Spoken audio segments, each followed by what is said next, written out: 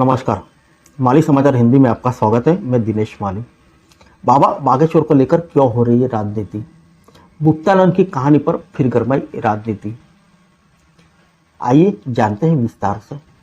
बाबा बागेश्वर यानी पंडित धीरेन्द्र कृष्ण शास्त्री जहां भी अपना दरबार लगाते हैं उन पर राजनीति करने का आरोप लग जाता है।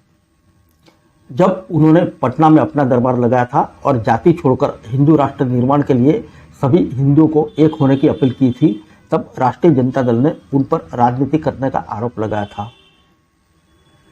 दिल्ली दरबार में जब उन्होंने मुक्तानंद की कहानी सुनाई और लोगों से ज्यादा मुफ्त के चक्कर में न पड़ने की बात कही, तो यहाँ भी उन पर इशारों में अरविंद केजरीवाल पर राजनीतिक हमला करने का आरोप लगने लगा। पंडित धीरेन्द्र कृष्ण शास्त्री पर आरोप लगते हैं कि वे अपनी कथाओं में उन्हीं मुद्दों को उठाते जो किसी राजनीतिक दल या विचारों को फायदा पहुंचाते हैं। हिंदुत्व, हिंदू राष्ट्र, सभी जातियों को छोड़कर एक होने और देश को विश्व गुरु बनाने जैसी बातें बाबा बागेश्वर अपने दरबार में बताते हैं। जब वे अपने गुरु क्षेत्र में कथा का आयोजन करते हैं तब भी उपस्थित जन समुदाय को इन्हीं मुद्दों पर सावधान करते हैं। जब देश के अलग अलग हिस्सों में जाते हैं तब भी उन्हीं मुद्दों को जोर शोर से उठाते हैं। हालांकि यह वही मुद्दे हैं जो भाजपा खुद अपने राजनीतिक अभियानों में इस्तेमाल करती रही है। यही कारण है कि बाबा बागेश्वर धाम के मुद्दों को भाजपा से जोड़कर देखे जाने लगा है। लेकिन इसका कारण केवल यह नहीं है। बाबा बागेश्वर देश में लग रहे विभिन्न स्थानों पर दरबार का आयोजन करने में भाजपा से जुड़े लोग ही सबसे आगे दिखाई पड़ते हैं।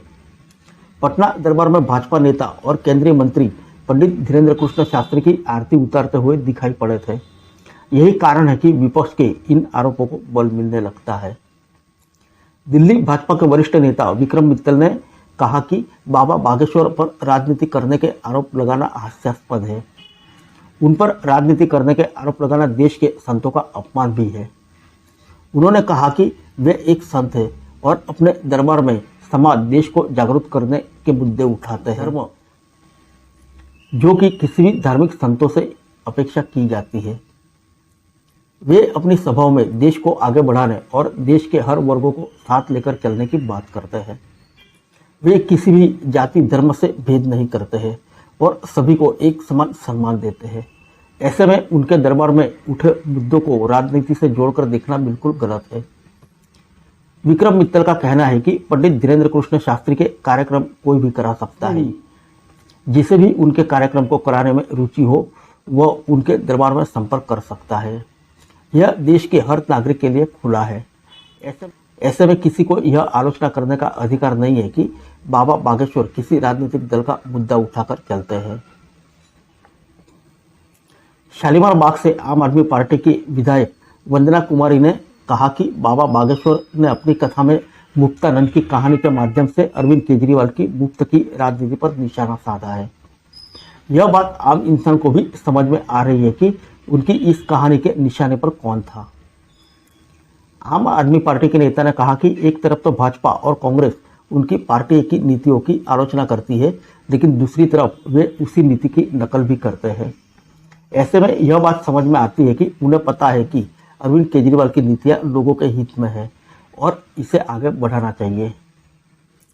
वंदना कुमारी ने कहा कि एक तरफ तो प्रधानमंत्री उनकी नीतियों को मुफ्त की रेवड़ी कहकर उनका मजाक उड़ाने की कोशिश करते हैं, लेकिन दूसरी तरफ वे स्वयं जनता के कल्याण के नाम पर भारी भरकम छूट वाली घोषणाएं करते हैं।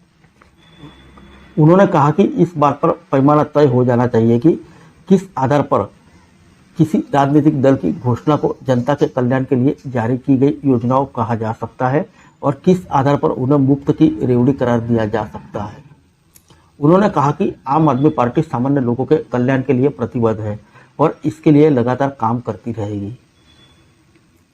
अब जानते हैं क्या कहा था बाबा धीरेन्द्र कृष्ण शास्त्री ने। बाबा धीरेन्द्र कृष्ण शास्त्री ने अपने दिल्ली दरबार में अपने गांव का एक किस्सा सुनाया था। उन्होंने कहा था कि उनके गांव में एक मुक्तानंद रहता था जो मुफ्त की चीज़ों पाने के लिए हमेशा तैयार रहता था। उन्होंने कहा कि एक बार कहीं पर बर्फ मुफ्त मिल रही थी। मुक्तानंद उसे लेने पहुंचा, लेकिन बर्फ लेने के चक्कर में उसके कपड़े फट गए। जब वह घर पहुंचा तो खुश होकर अपनी पत्नी को बताया कि वह 3 रुपए की बर्फ मुफ्त लाया है। लेकिन उस वक्त उसकी पत्नी ने कहा कि 3 रुपए की मुफ्त बर्फ के लिए वह 640 रुपए के नए कपड़े फाड़ लाया है, उसका क्या। उन्होंने कहा कि इसी तरह हमेशा मुफ्त की चीज़ें नुकसान कर जाती है, इसलिए मुफ्त की चीज़ों से दूरी बनाकर रखना चाहिए। उनके इस बयान पर सियासत शुरू हो गई है। फिर मिलेंगे अगले बुलेटिन में अन्य किसी खबर के साथ। तब तक के लिए इजाज़त दीजिए। नमस्कार।